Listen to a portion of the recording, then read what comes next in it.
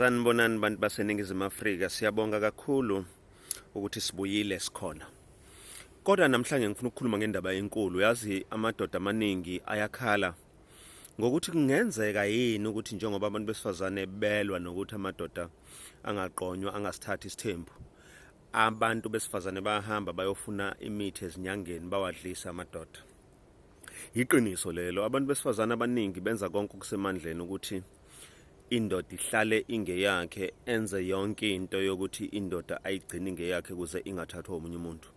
Umbona kanjani kumfazi odlisa indoda? Umfazi odlisa indoda umbona ngokuthi azenze imvu engathi iyahlonipha,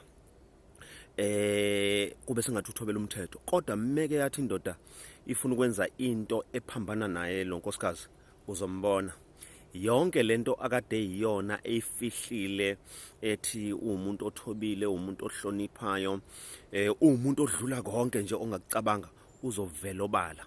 Yini evela obala? Angithi utsheliwe ukuthi lapha enyangeni enze ngathi uyayihlonipha le ndoda, kodwa mangabe sebona ukuthi umuthi wenyanga nalento akade ethi uyayenza naledliswa lisasebenzi, uyaphoqeleka ukuthi aphume yena kwishell, avele ububuhlaza bakhe, akhombise ukubhikisha zangabi nandaba, azathi kwalomendo lo akawuncengile ngwamana uphela.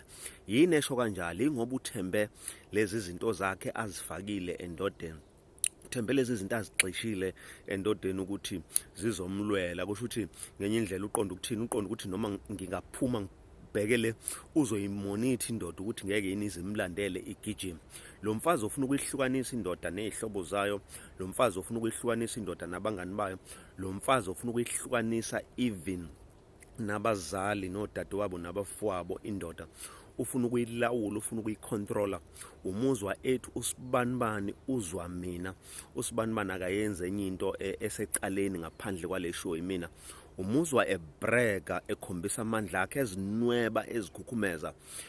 Lo mfazi futhi uphilisa indoda ngokunxiselela, uyayitshela ukuthi uma ungakwenza ukuthi mina ngizowenza ukuthi. Uphumela obala aqashule, uyazikhombisa. Uma ngabe ke umuthi wakho usahamba kahle, ungezwe indoda imncoma ithi yavelungile lo mfazi kave yona yonke into.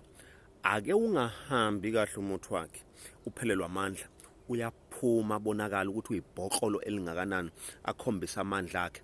Ngaleso sikhathi ngeke alale, ngeke azaphumule, egijima ehambe eyovuselela lo muthi ukuze aphinde futhi ayigobe indoda. Yingakho ke ngithi baqinisile laba bathi uma ngabe seliphelile idliso, inkungu endodeni iyaxwebuka, ibona ukuthi ihlangene noSathane uqobo la, ibona ukuthi ihlangene nomuntu ongenza noma yini ukuyidicilela phansi isithunzi sayo.